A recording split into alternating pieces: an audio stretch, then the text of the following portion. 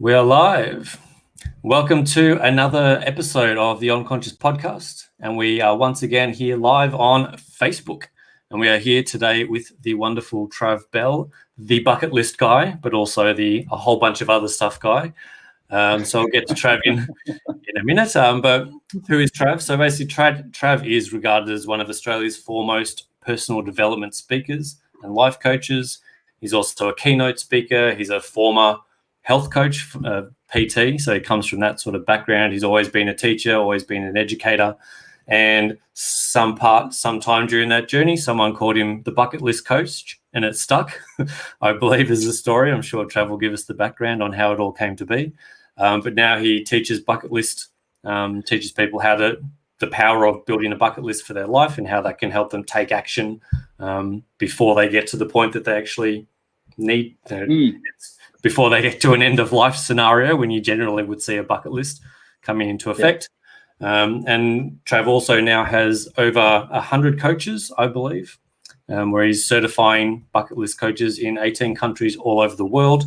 And Trav is here to help us sort of stay focused, stay productive while we're in this isolation period. And also, even though we can't travel right now, to set up those bucket lists so that when we get out of our houses, we've actually got some really kick-ass things to go and do in the world. So welcome, Trav. Welcome to the podcast. Chris Reaver, stoked to be here, guys. Yeah, thanks for having me. Unreal. Let's get into it. Yeah, so who are you? Who is Travis Bell? Oh, my God. It's when I was seven. I'm a Taurian who loves long walks on the beach. No, mate, that was a hell of an introduction, so I don't really have to talk about myself. That's great. But when did we meet? We did NLP, or we did some coaching together? We did a Chris Howard session. I was actually talking to Heath today about that. I reckon that must have been pre-2010, like maybe 2008, 9, 10. Good decade ago. So it's been a while. It'd been a lifetime ago. And so for the last 10 years, I've been running around the world as the bucket list guy. Someone called me the bucket list guy after a pretty shitty seminar that I did, my first public seminar. And I was so scared. I was really scared on doing that because I'd packaged in all the NLP that we learnt and all the life coaching, the positive psychology and social dynamic, all the stuff that I'd learnt and spent hundreds of thousands on all the coaches and mentors and etc. All the different programs. The folder's full of stuff, and put my own special flavour on it, and did my first public seminar. And it was when I look back on it, it was shocking. But for me, yeah, exactly. It was like a lot of fears. It was the big domino. It was the big domino that I felt I needed to push over so I could conquer a lot of other things in my life. So for me, public speaking wasn't natural. I don't think it still is, but it was that, it's what's that famous saying? People would rather be in the box than give the eulogy at funerals. So it's number one fear in the world. I was quite shy growing up, and I figured if I can do public speaking, I can do anything. And put on this talk. Nearly had to pay people to be there, about 40 odd people in the west of Melbourne, and I packaged in all this thing. I did about a 3-hour seminar, and I started sharing my list to do before I died. I always had one written down since I was 18. A lot of people who knew me well didn't even know I had one of these lists. So wherever I went around in shared accommodation and different houses, I took my little blue folder with my list to do before I die, and I started sharing this with the group. And I said, who else has got one of these lists to do before you die? Actually written down, and it was 40 people. Donuts, no one. So I was the only freak in the room. And I said, well, why do you want to work? Why do you want to earn money? What's your bigger reason? And, quite commonly, and I still get this today, is that people say, I want to pay off the house, put the kids through school, and do a bit of travel when I'm older. I'm like, and probably sicker. So it went from it sort of lit a fire within the group. It was really cool. And at the end of it, Joe, one of the ladies in there, said, "Oh, how's this list to do before you die stuff? It's like a bucket list. You're like the bucket list guy." And I went, light bulb moment, and I went home that night and registered the domain name, thebucketlistguy.com. So as we say in, is it internet marketing, user generated content? That's what it was. Yeah. And I registered the domain name, and I was looking on the Google machine and going, all right, well, who's like the expert? Who's like the king of who's like the Mac Daddy of bucket list? Oh, look, no one. So I called myself the world's #1 bucket list expert, and it stuck. So stuff it. And it was about me playing a big game and stepping into that expert space, being a thought leader in that topic. And really since then, I've just kept the blinkers on. And for a serial entrepreneur, that is possibly, as you know, mate, that is possibly the hardest thing to do when there's so many other influences and different avenues I could go down. Prior to becoming the bucket list guy, I was a founder franchisor of a chain of personal fitness training studios, and had a little breakdown before breakthrough moment. Confusion before clarity. That's how we found each other. In life coaching courses and this sort of thing, as you do. So during that period, I found myself walking on fire, breaking boards, bending bars, breaking arrows. I think we might have done that one together, and hugging it out and high-fiving it with strangers and telling each other your life stories. But that's all that personal development stuff was really poignant, because actually a friend of mine in one of those groups said, "Why don't you teach this stuff?" So it helped me actually compartmentalize what I was going through at the time, and it was just unreal. So this is really cool, this whole Facebook Live. It's unreal. We got through from there's a couple of our coaches watching here too, like Tracy White and Leanne from Brisbane and up there in Queensland. So stoked. This is cool.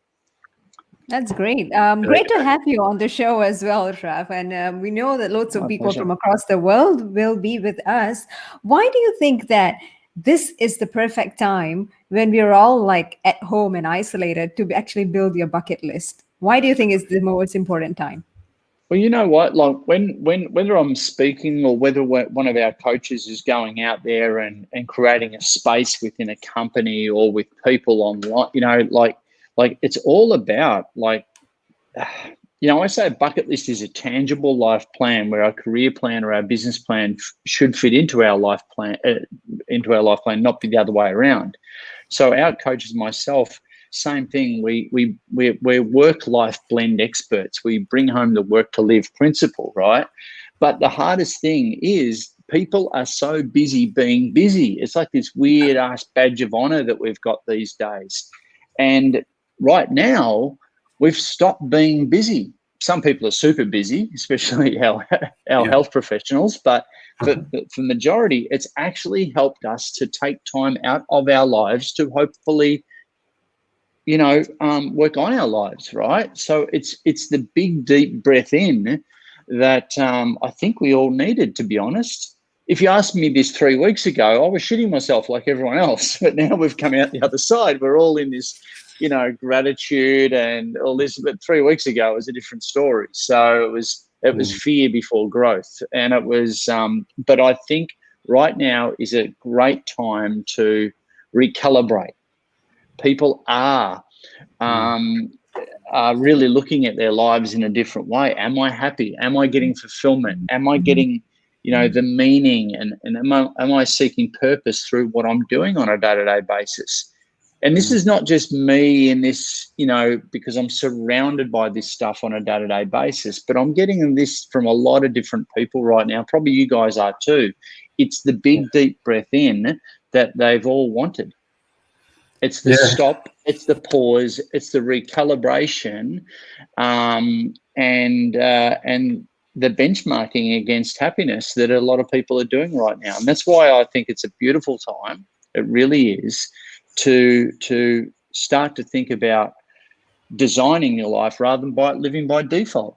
You know, a lot of us are just sheeple in the matrix. They're, you know, one of the catch cries that I did on my TED talk and gets repeated to me all the time. I say, people are dying at 40 and being buried at 80.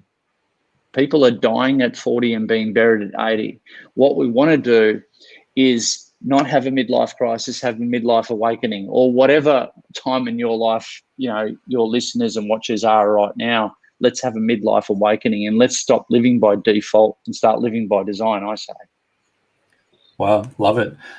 So on that, I think that's a really powerful idea. You talked about fear before growth, and sort of mentioned that I think generally when people think about bucket lists and there's movies and made about the topic, it is that thing that I've got a terminal diagnosis and I've got 6 months left.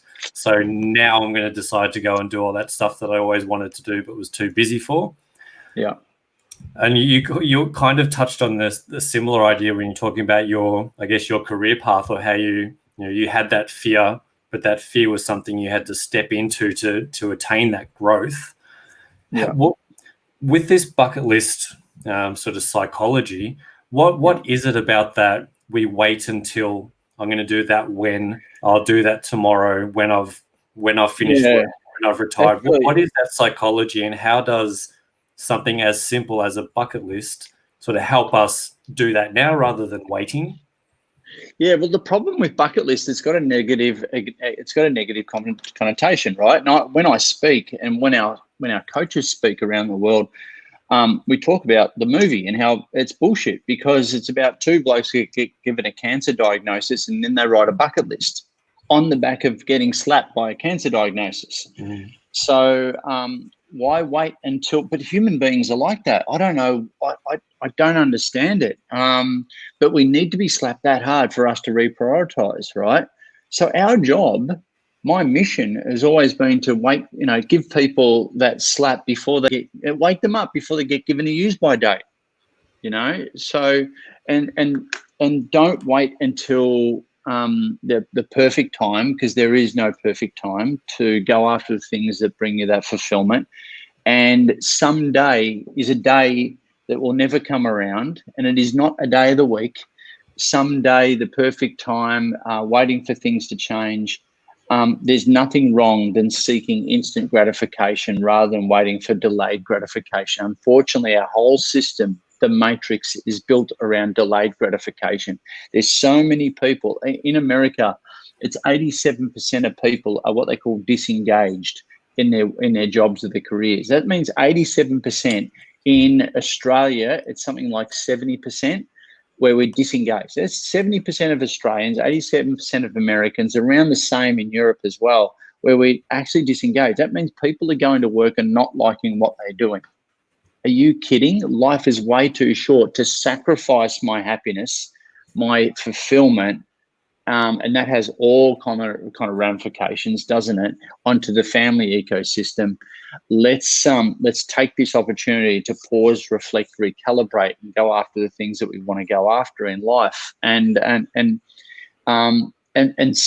choose happiness. Choose the things that really bring us that fulfillment. And don't wait until later on, because we all have got so many examples around us where people have worked their whole life and they've fucking hated it their whole life.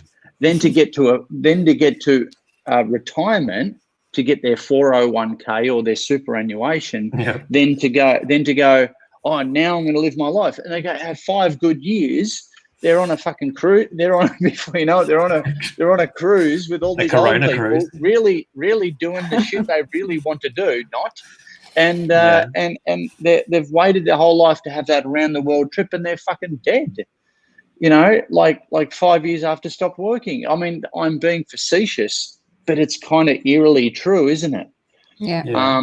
Where people wait and they sacrifice, and there's so many people like that, unfortunately. So, and a bucket list, the whole concept. I wrote a piece of IP, created a piece of intellectual property that we teach that I did the TED Talk on. It was called the My Bucket List Blueprint. It's a 12-step acronym for how to write a personally meaningful and holistic bucket list, right? So, and it's an acronym. So each letter stands for something and gets you sort of thinking north, south, east, and west in your own brain, and helps you extract and then articulate this personally meaningful list.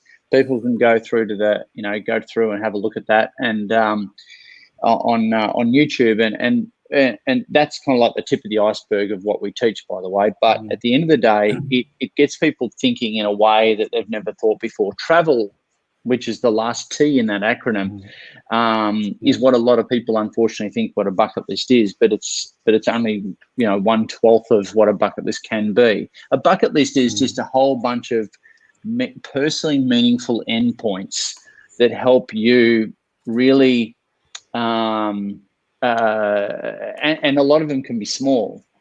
They don't have to be big. They don't have to be expensive. They don't have to take up a lot of time. And this really helps people go after the small things that they can do right now, rather than waiting for the big things later on in life. And that time, those big things later on in life might not ever come around.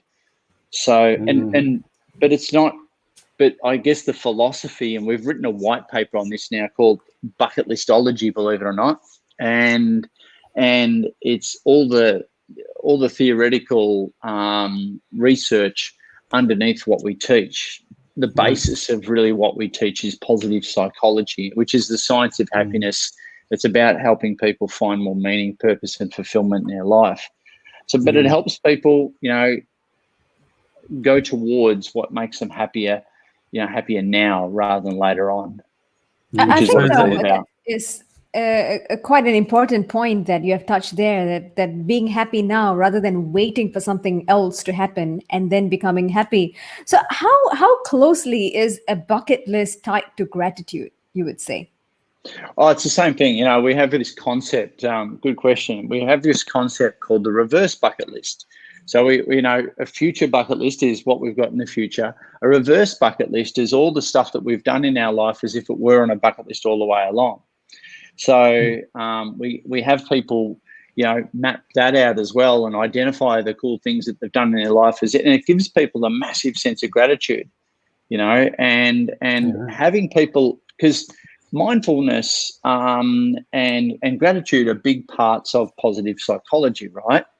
And when we have that feeling of gratitude, it really gives us a sense of fulfillment and that deep sense of happiness, which is what it's all about. So what we do is go through this process of getting them to unpack and identify and remember all the cool things that they've done in their life, because we live in a society where we're chasing the next goal, right? It's the next thing and the next thing. It's all future-paced. But when we stop, reflect, and then do an about face, and we look back on the timeline of their life, it gives people a really good sense of, shit, I've done a lot of stuff in my life. I've done a lot of things. I've achieved a lot. And it gives people a really good foundation and an understanding and realization for them to go, you know what, I've done all this stuff. What if I really put some thought into it? I've lived by default. What if I really put some thought into designing from here on? And it gives them a solid foundation to work from. It's really cool. But in effect, that in itself, we've termed a reverse bucket list. And for a lot of people, if I ask the question, all right, what are 3 things in your life that you've done in your life as if they were on a bucket list all the way along? People struggle to come up with those 3. 5 is a real stretch. 10 is an even bigger stretch. And because we're so programmed to look into the future rather than at the past. And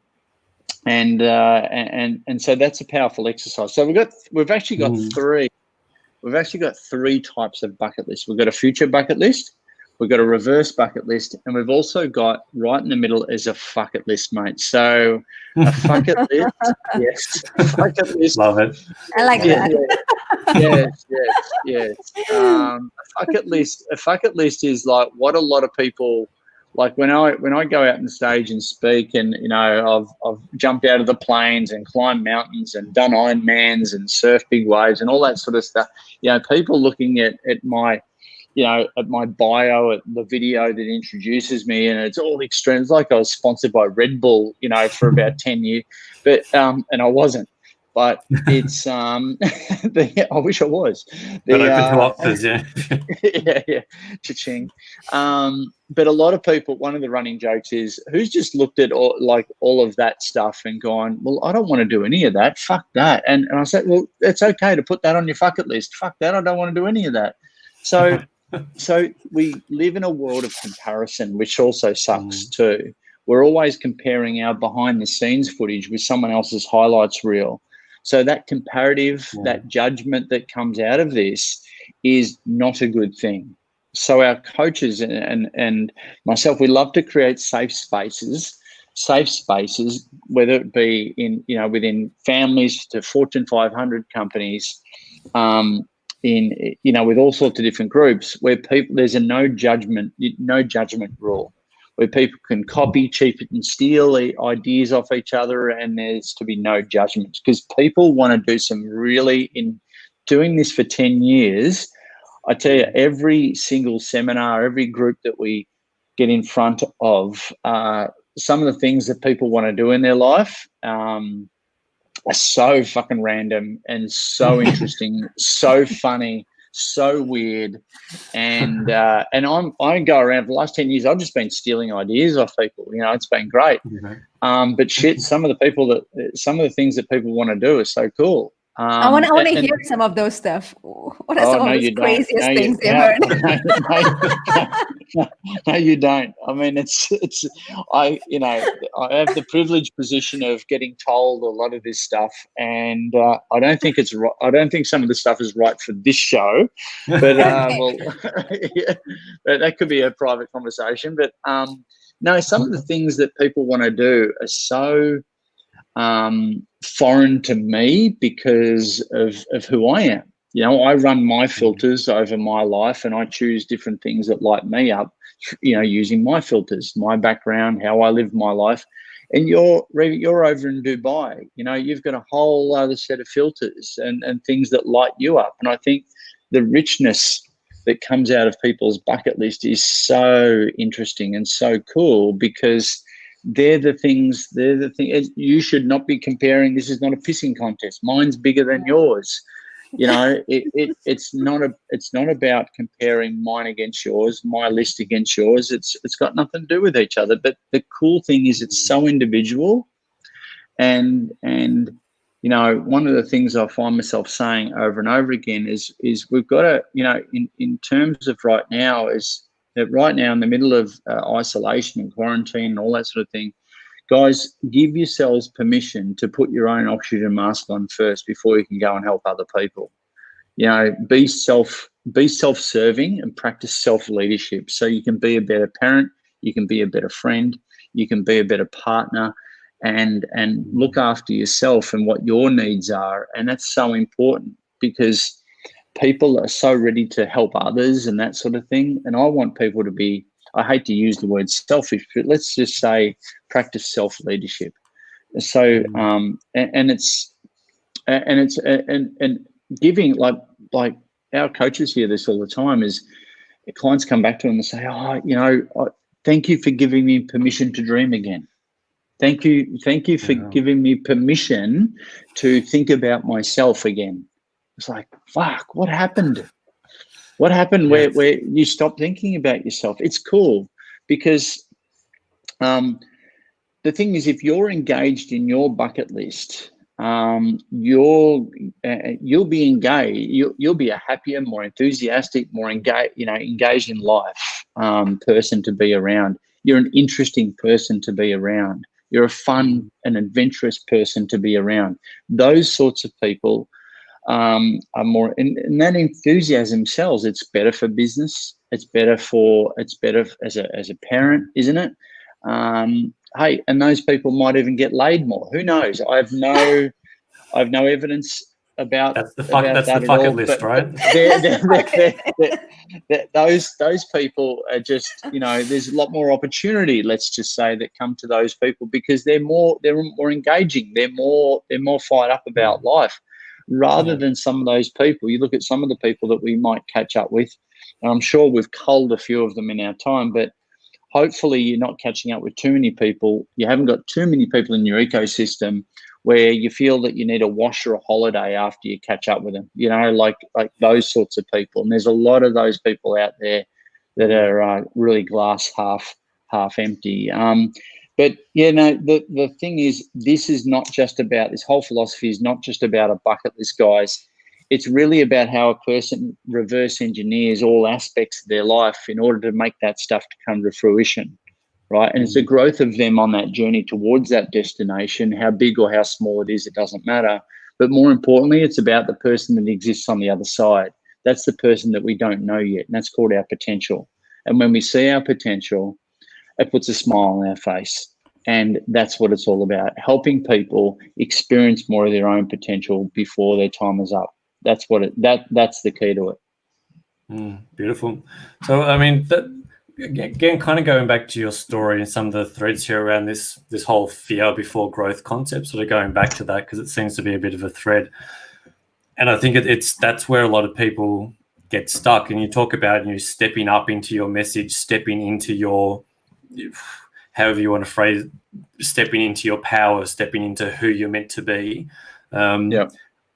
Just being yourself, all these things that they sound like just kind of rhetoric that you've heard all over, but it's a very simple idea. But I think that's the hardest thing for people to do. And whether it's because we're so indoctrinated into, you've got to go through the school system, to go to the university system, to go to the work system, and then you get to go on the holiday system. We're so programmatically oriented to fit into those systems. Does that knock out that individuality? Is that the mechanism that's saying, well, don't step up, don't be yourself, just go along with the flow, be what everyone else says you should be, and then you get to 30, 40, 50 and you go, oh, holy shit, who am I? This isn't my life. What am I doing? And that's you're spot on. It's people are, I call them sheeple. Yep, and there's a lot of that going on. Particularly, I think moments like this highlight that. They bring out the people that will just go along and acquiesce and not ask questions, versus people that go, hang on, what I want to educate, I want to understand so that I can be myself and pick my orientation towards what's going on. Yeah, I mean, how long have we got about the education system and how it produces taxpayers and to be a good, good citizen and pay the taxes and do, fit the role, and that kind of happened more so rather than now, because there's so much information about how you can live life on your own terms. There's less employees now than actually right now, obviously, but less people are employed, more people are self-employed, more people are contracting rather than being more people running their own business. More people have got a side hustle now than ever before. The game's changed, and I think people are starting to realize that. And you look at millennial, maybe not Gen X. I'm Gen X, Gen Y's, millennials, and whatever the one iGen or whatever it is after that. Yeah, the Zeds after them. Zeds or something. They don't comply. They're not what we grew up with. We've got 2 13-year-old twin boys here that are doing homeschooling, and right now because they have to, because we're right in the middle of coronavirus and stayed home, and they live in a completely different world where everything's possible, and they've got the tools and they've got the know-how to do whatever they want. Way more, they're just not programmed how we were, or that I was anyway. And so the choices are the choices are so abundant, I think. And who knows what sort of an effect that's going to have. The sad side effect of this, I was actually yesterday I was meant to give, if we didn't have these lockdowns, I was going to give a presentation to RMIT. RMIT is a big university, as you know, in Melbourne, and to 600 PhD graduates and people who are doing a leadership. Actually, Tracy knows better than me. Global leadership program, and I was to speak on this thing called the loneliness epidemic. Believe it or not, it's a thing called the loneliness epidemic. Wow. And I had no idea what the loneliness epidemic was. I know what a pandemic is, because we all know what a pandemic is and the kind of effect the pandemic has. But as far as an epidemic, it's pretty serious as well if it's got an epidemic after it. So this is the side effect of social media. And one of the side effects of the society we actually live in, that people are lonely, and that leads to, depression, anxiety, mental health, and which is a massive concern, obviously, and it has a massive effect in society. So we can talk about opportunity, we can talk about how we're not sheeple anymore and that sort of thing, but let's face it, we are mammals. We like being around other people. We like to fit in. That's just who we are. And there's only a chosen few that sort of step out of their comfort zone and go after all the things that they want to go after. And in an ideal world, I'd love more people to do that. But at the end of the day, people do have that overall need to have certainty, to have that comfortability and that acceptance in society. So, what sort of an effect will all that have? Well, hopefully not too much more loneliness, so it's not an epidemic anymore. Hopefully it doesn't have an effect on mental well-being, because it really has. So I don't know where the balance is, but I've gone down a rabbit hole, and so no, it's a good hole. So I look overall, I'm as founder CEO of Bucket List Coaches and doing my bit as the bucket list guy. We're hopefully doing our bit to have people live their life on purpose, and live with more fulfillment. That's what it's all about. They can, look, to be honest too, our jobs, our careers should produce two things and two things only. Let's compartmentalize them, and that is to produce the cash flow and also the time flow for us to do the shit that we want to do in our life, right? It's not the end game.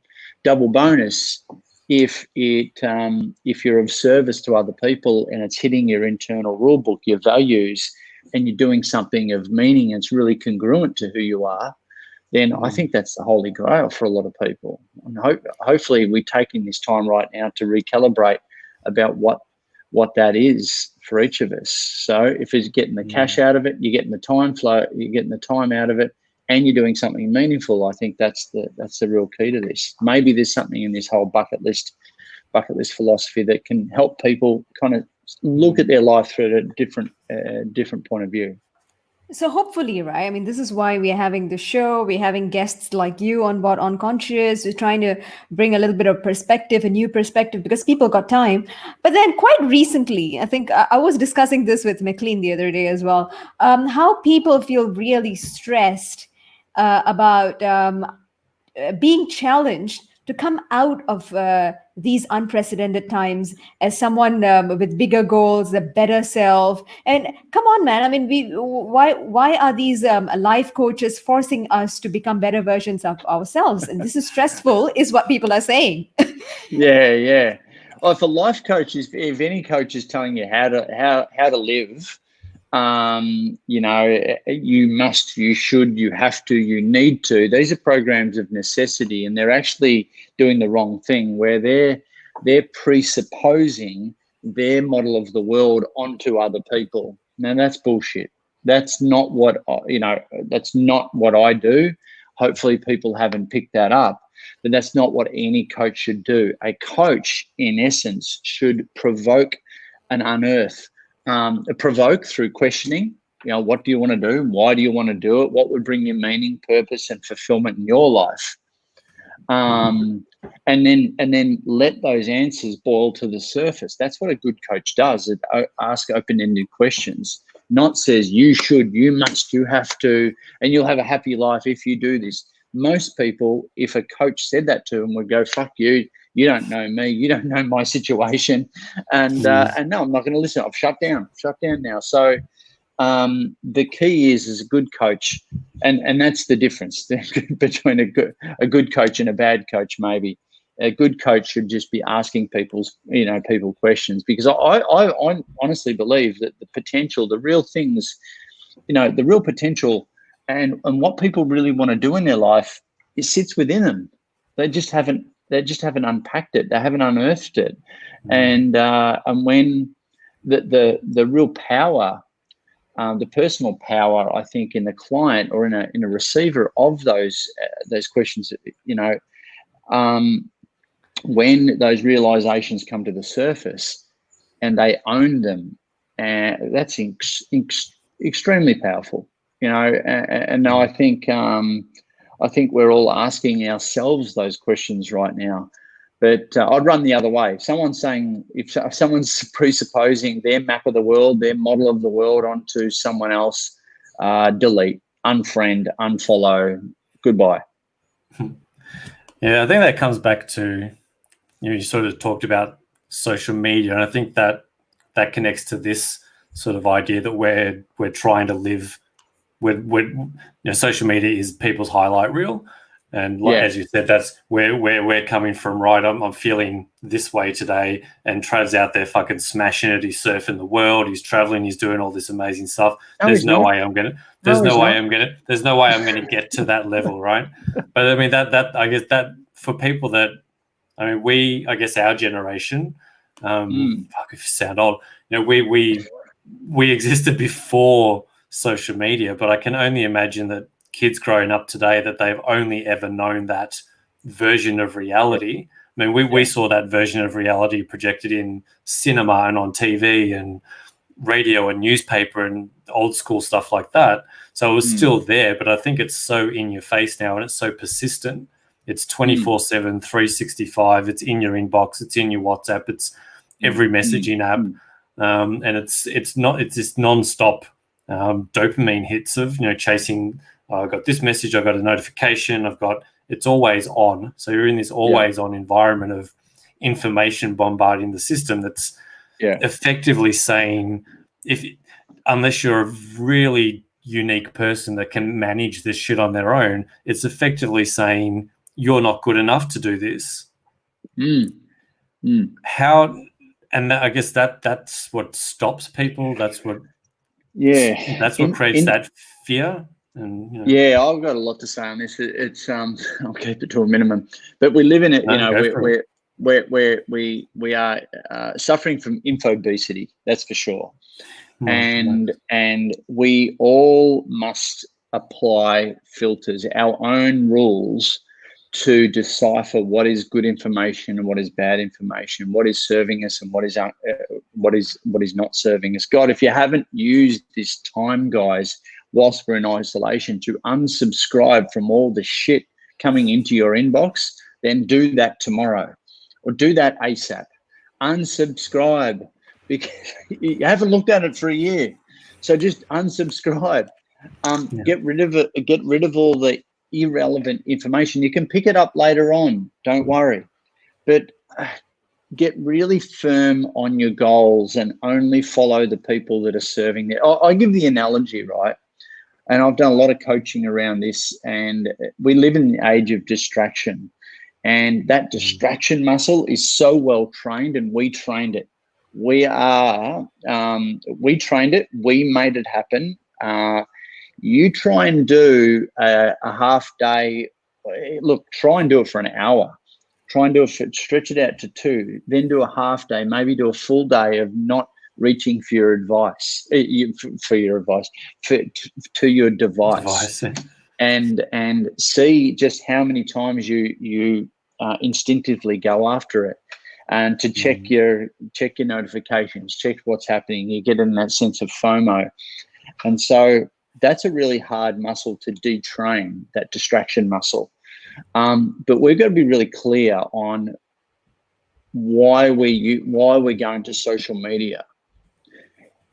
I want people to, there's two things that I want to mention here. The E to E ratio, and I've stole this from Darren Hardy of success.com. He used to run success.com. He's a productivity coach, awesome guy. I shared the stage with him over in San Diego. He's got this E to E ratio. He might have stolen it from someone else, I don't know. And that's the education to entertainment ratio. Right, education to entertainment ratio. All right, so if you look back on your day and you go, okay, how much of my day was it education and how much was just entertainment? And guess which one takes priority mainly in people's lives? It's obviously entertainment. We're looking at stuff to be entertained rather than be educated. Now, when it comes to education too, just imagine, guys, that you're the CEO of your life. Your life is like a company. And in most listed companies, or every listed company, they've got a board of directors. Imagine that board is that there's only 4 seats at the table for that board of directors. You're the CEO. Every month you turn up as a CEO and you ask your board of directors, questions about moving forward. How should I change the sales to get more wind, to go towards the goals that we want for the company? What have I got to cull? What have I got to increase, decrease, get rid of? And so you ask these questions of your 4 board members, and them got to do their governance and give you the right advice. So choose those 4 board members for a certain area of your life. It could be, let's say, health and fitness. Okay, so who are you going to put around your table for the health and fitness? Your health and fitness board. Every category of your life, every area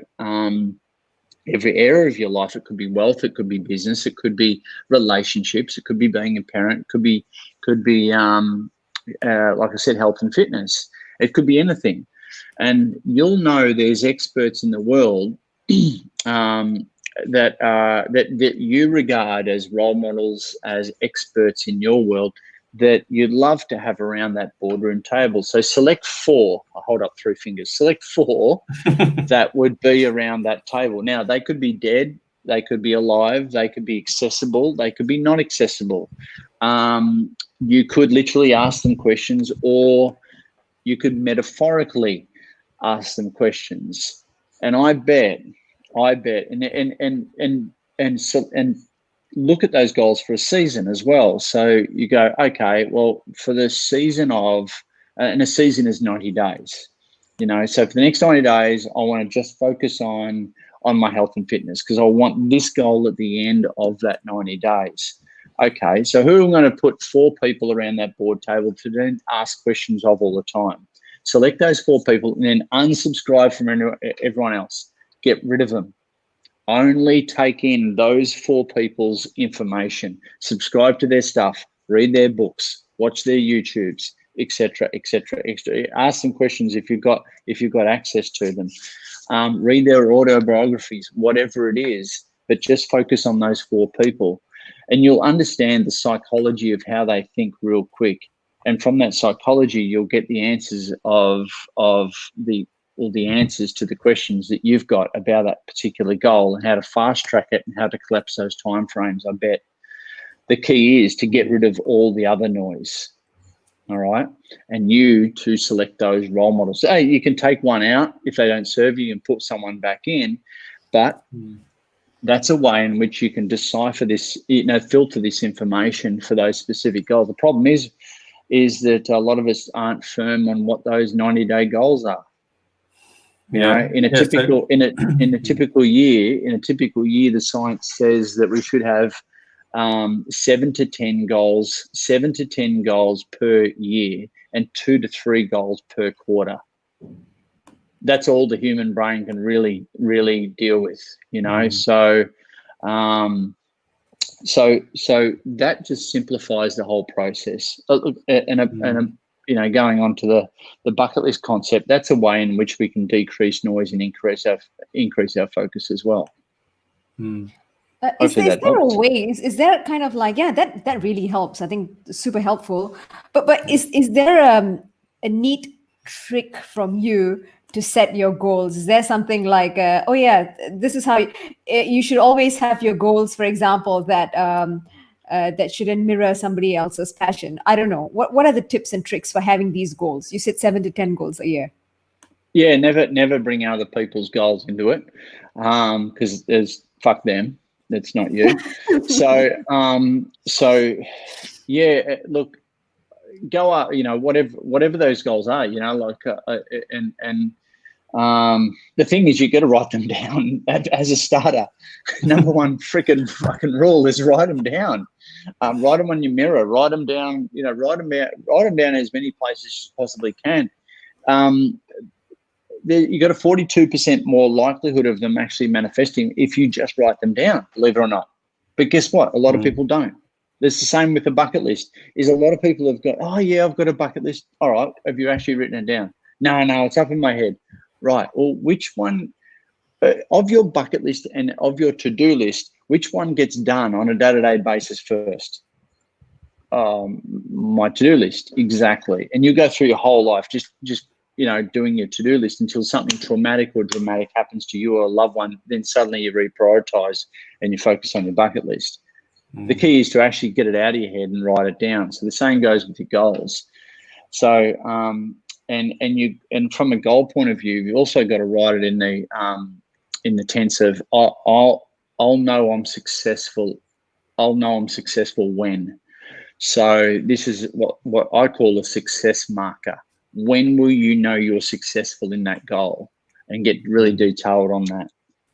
Okay. Is that somewhat putting yourself in that future position and sort of looking back as well? Yeah, I think there's the psychology around that, as well as if I see my future self as already having had that's called succeeded. an I am, kind of like an I am statement as well. It's I am successful when I am So I am successful. I have anyway, people understand that. But it's about putting yourself in there, being the goal before you go through the process of how you're going to get there, but experiencing the goal. So one of the processes that a lot of people actually do is actually have I have a diary here. That is actually a 90-day diary, believe it or not.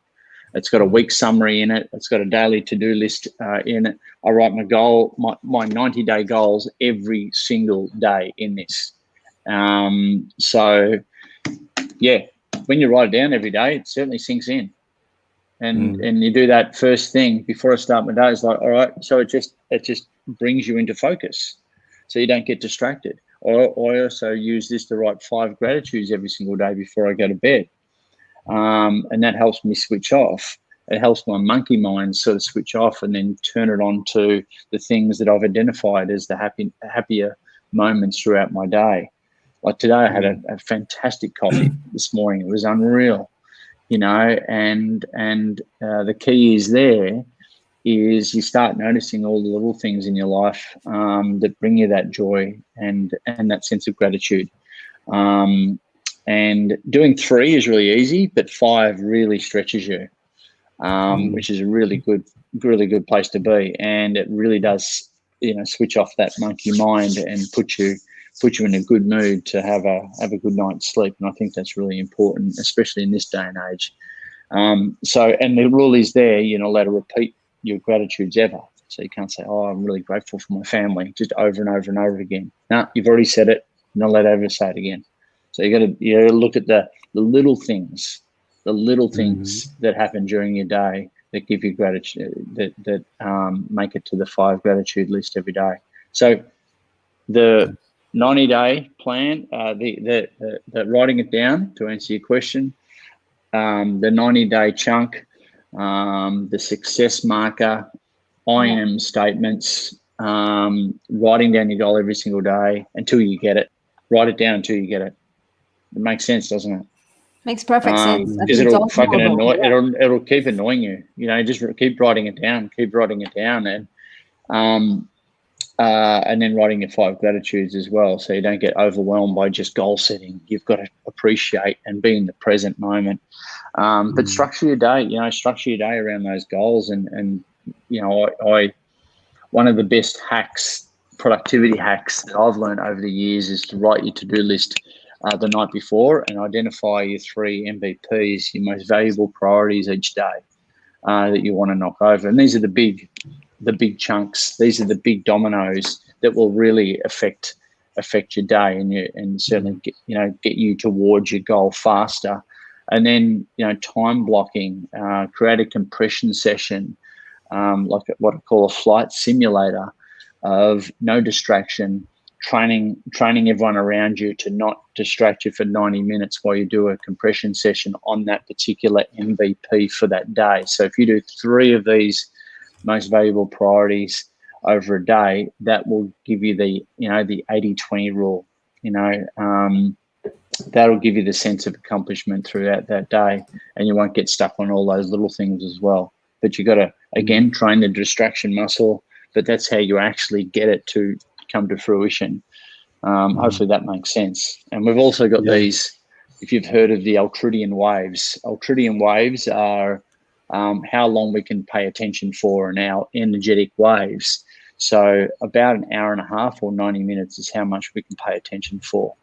So time blocking these MVPs throughout your day in 90-minute chunks is especially important as well.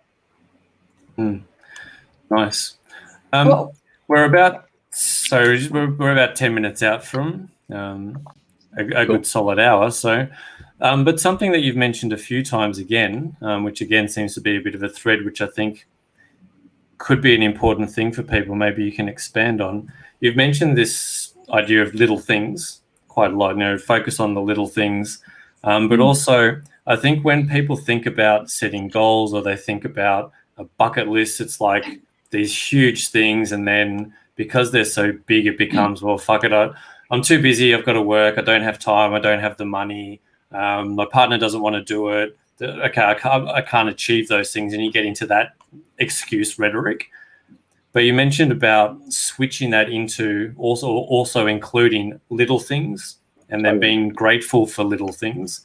So how does that kind of contribute to, if my bucket list is, I don't know, go for a walk, or my bucket list is go and meet a friend for coffee, or could you talk about those? What do little things look like, and how does that help get me out of that fear zone and push me quickly into that growth zone? Cool. Well, you got 2 sorts of goals. One is an achievement goal and one is a habit goal. So a habit goal is walking every day, so I'll be healthier. But an achievement goal is doing my first 5K run. Right. Okay, real different. Drink 4 litres of water a day, or 3 litres of water a day. 4's a bit much, but 3 litres of water a day. Waterboarding yourself. 3 litres of water, that's not a bucket list item. That's not a bucket list item. That's just a habit. Running, doing my gym every single day. That is a habit goal. Sleeping 8 hours a day. That is a habit goal. Reading 1 book a day. That is a habit goal. But an achievement goal is reading 52 books in a year, as an ultimate, as a big challenge to yourself, or doing a marathon. That's obviously a challenge. That is an achievement goal. So that's where you can actually get to the end of it, and it is an end point. And that's where you love this. That's where our bucket listers, these are all the graduates of our programs and our coaches and myself, we've got this ticket before you kick it. That's when they hold up the ticket before you kick it signs. And we give these out to our clients, and that's where you can go, yep, get the selfie. Yes, I've done that bucket list item.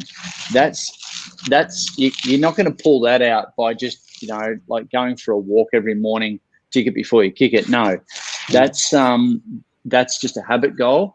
But if you go and finish that race or that charity event, that charity bike ride, whatever it might be, and you get to the end of it, you get the big medal, the participation T-shirt, whatever it is, then you can go, bang, I've achieved that. Tick it off before you kick the bucket. That's what all that is about. And that's some of our branding within our community. And so if people put the ticket before you kick it into socials, you'll be able to see some of our lunatic clients and even more lunatic coaches around the world ticking stuff off their bucket list, which is really cool. But hopefully that helps between and a lot of people don't know this about goal setting as well. It's the achievement versus the the habit goals. And again, I'll reference where I learnt that, and that's from Michael Hyatt as well. So, as a reference tool. So it's really important to decide which ones are which. You'll maybe form a bunch of habit goals en route to the achievement goal. But coming back to your question, it is very important, very, very important to put smaller ones on your bucket list as well. There's smaller achievement goals, because ticking a whole bunch of those off gives you the momentum and the motivation to smash through the bigger ones. It is what I call a bucket list snowball effect. So what do those look like? It just gets bigger and bigger and bigger. For people that might not, what do those look like? What have you seen before, and what sort of works? Do my first five. Well, there you go. Do my first 5K run. All right, bang. There you go. Do a 10K run after that. Do a half marathon. Do a full marathon. Do a half Ironman. Do a full Ironman. There you go. So that's how one thing can also lead to another. 5K run might be just completely, what's another example? So talking about things that aren't necessarily travel intensive, money intensive, because I think that's where the excuses kick in. Is I can't afford it. I don't have the time. Okay, so for that. Travel's a classic, and a lot of people think of bucket list as travel. Going to Machu Picchu takes a lot of time, a lot of money. All right, we get that. So you might sacrifice a good part of your life to get to Machu Picchu. I was like, no, be a tourist in your own hometown first. Have you done the Sydney Harbour Bridge climb? Have you done have you been to Uluru? Have you been to every state in Australia? Have you swam with the whale sharks up in WA? Have you swum with the real sharks in South Australia? Have you gone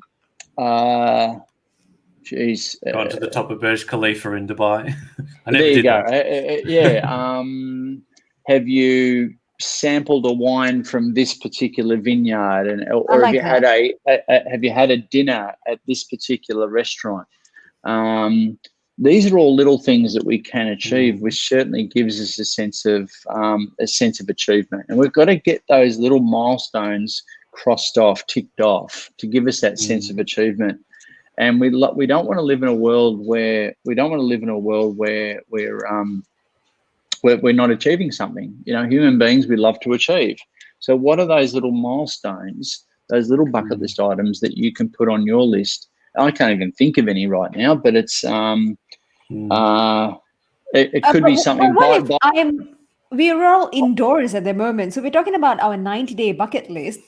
What can it be when you're indoors, when you're stuck at home? What's it going to be? Okay, well, there you go. So learn something new. All right. So take a course online and graduate from that course. All right. Learn a musical instrument. Learn a new language. Do a headstand. Learn how to do a headstand. Yes. And do 100 push-ups. An achievement goal out of that is hold it for a minute. It could be, something as simple as buy, and I'm just looking around my room here, but buy that something special. So buy yourself a surfboard. It could be all sorts of different things. So it's it is very varied. What can we do within the confines of our own home? I think there's lots of stuff that we can do. The world's your oyster. I think we need to use this time to really think deep. And to be honest, when I talk about this stuff, and I have talked about this stuff for years, I try and hold back on giving a heap of suggestions. Yeah. Because what am I doing in that process? I'm kind of mapping my work, I'll say something and you go, well, buy a surfboard. Fuck that. I don't want it. It's got nothing to do with me. That's a stupid one. No. I don't want to presuppose my filters onto other people. So use this time. Get ideas on the internet and go for it. Oh, there we go. Tracy's just said virtual museum tours. Yep, beautiful. Yeah. I like lots you can do. Yeah, I like the stuff that you said there, Trav. So I think that a lot of us don't go and eat food at that really nice restaurant. That's just it's not even a bucket list. Like it's something I'd like to do one day. But I think formalizing stuff like that, take my partner out to a really good meal, go to the zoo, teach my kid how to dance. There's small stuff that we just think, I'd like to do that someday. Actually formalizing that into a goal. Yeah. And now that you've got the time to do stuff like that, I really like that idea of just taking the stuff that you normally just throw out and go, maybe I'd like to do that. But actually formalizing that changes the psychology. It's actually just putting thought into it. It's actually putting thought into it, maybe for the first time, which a lot of people have maybe got the opportunity to do that.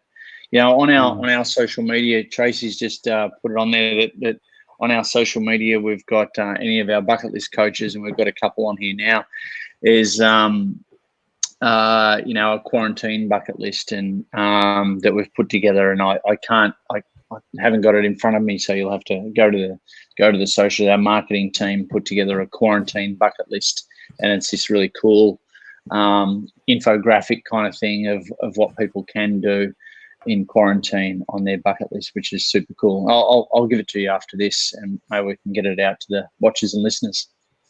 Yeah, awesome. I think that's a good place to wrap up. Let's say that's been awesome. I think that's been a really good call. So we've just ticked over an hour. The producers giving us the old wrap up in the background over there.